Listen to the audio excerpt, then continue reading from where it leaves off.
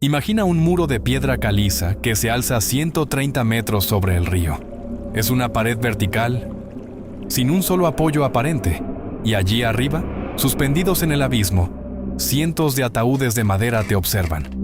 No hay rastro de escaleras ni de senderos, solo cajas de 200 kilos desafiando la gravedad durante siglos. Durante décadas, este lugar fue tratado como un rompecabezas insoluble. Se habló de gigantes, de magia y de niveles de agua que jamás existieron. Pero el verdadero misterio no es solo cómo subieron los ataúdes. Es porque un pueblo entero desapareció de los registros oficiales de la noche a la mañana, como si nunca hubiera existido, dejando su memoria colgada en un lugar donde nadie pudiera tocarla. La historia oficial china narra que el pueblo Bo fue borrado del mapa en el siglo XVI. Un final absoluto. Pero si la extinción fue total, ¿qué estamos viendo realmente en estos acantilados? Lo que la ciencia ha descubierto recientemente no es solo una técnica de construcción, es una grieta en el relato oficial de los vencedores. Prepárate, porque la respuesta no está en el cielo, sino en un lugar mucho más profundo e inquietante, nuestra propia sangre. Bienvenidos a Quantum Enigma. En la provincia de Sichuan, el condado de Gongxian, es el epicentro de un fenómeno que desafía la lógica arqueológica. Aunque existen ataúdes colgantes en otros puntos de Asia, los de los Bo son célebres por su audacia técnica y su antigüedad, que en algunos sitios de la región se remonta a más de un milenio. Para el imperio, los Bo no eran solo una etnia, eran un problema. Durante la dinastía Ming, este pueblo controlaba zonas estratégicas de montaña y mantenía una autonomía que chocaba con la consolidación del poder imperial. Eran rebeldes, expertos en la guerra de guerrillas y, sobre todo, poseedores de una cultura que se negaba a ser asimilada. En el año 1573, las crónicas describen una campaña militar brutal. Los registros hablan de aldeas arrasadas, ejecuciones masivas y una represión tan efectiva que el nombre Bo simplemente dejó de figurar en los censos. La historia se cerró. Pero el registro fósil y los acantilados cuentan una versión distinta. Entremos en la primera capa del enigma, la ingeniería. ¿Cómo depositas un féretro tallado en un solo tronco de madera dura, como el Nanmu o el alcanfor, en un nicho a 40 pisos de altura? La arqueología experimental ha descartado las teorías de rampas de tierra. Habrían requerido un movimiento de materiales monumental del que no existe la menor evidencia.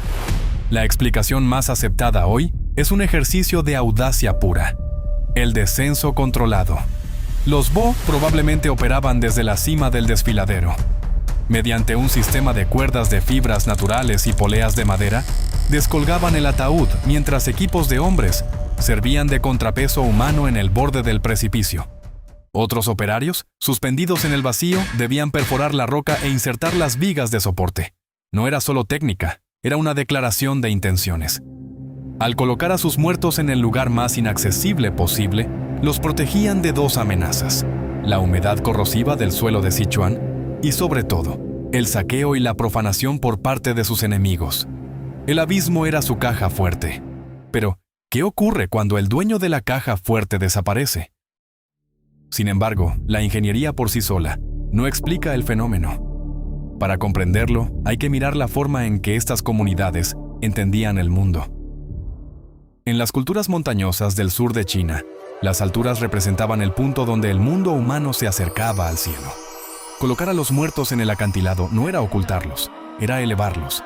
Desde allí, el ancestro permanecía cerca del reino espiritual y, al mismo tiempo, vigilaba el valle donde vivían sus descendientes.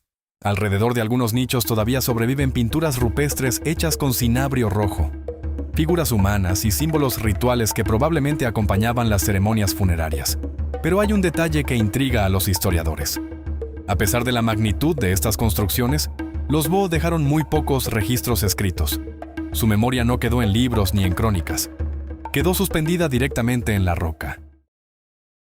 Durante siglos, los historiadores creyeron tener una explicación sencilla para el destino de este pueblo. Las crónicas del Imperio Ming describen una campaña militar devastadora contra los Bo en el siglo XVI. Después de ese momento, su nombre prácticamente desaparece de los registros oficiales. Durante mucho tiempo se asumió que aquel episodio había marcado el final definitivo de la cultura que construyó los ataúdes colgantes. Pero esa conclusión plantea una paradoja. Si los Bo desaparecieron por completo, ¿por qué sus acantilados funerarios siguieron siendo utilizados durante generaciones? Y más aún, ¿por qué tradiciones funerarias similares aparecen en otras regiones del sur de Asia? Tal vez la historia oficial simplificó demasiado lo que en realidad fue un proceso mucho más complejo. En los últimos años, nuevas investigaciones han comenzado a cuestionar la idea de una desaparición total. Estudios genéticos realizados sobre restos humanos encontrados en algunos ataúdes han revelado conexiones con poblaciones actuales del sur de China y del sudeste asiático. Esto sugiere que los Bo no fueron necesariamente eliminados hasta el último individuo. Es posible que muchos de sus descendientes fueran absorbidos por otras comunidades de la región, perdiendo con el tiempo su identidad original. Si eso ocurrió, la cultura Bo no desapareció de golpe. Se diluyó lentamente en el mosaico de pueblos que habitan hoy el sur de Asia. Y los ataúdes en los acantilados quedaron como una de las pocas huellas visibles de esa antigua tradición. Hoy, siglos después, los ataúdes siguen colgados en los acantilados de Sichuan. Oscurecidos por la lluvia, el viento y el paso del tiempo, parecen suspendidos entre el cielo y la tierra. No sabemos exactamente cómo se organizaban aquellas ceremonias, ni qué historias acompañaban a cada entierro. Tampoco sabemos cuántos de los descendientes de los Bo siguen caminando hoy por el mundo sin conocer el origen de su propia cultura. Pero los acantilados siguen allí, silenciosos, sosteniendo cientos de féretros que se niegan a caer. Y quizás ese sea el verdadero legado de este pueblo: haber construido un monumento funerario tan extraordinario que incluso después de desaparecer de la historia escrita, su presencia sigue observándonos desde lo alto del abismo.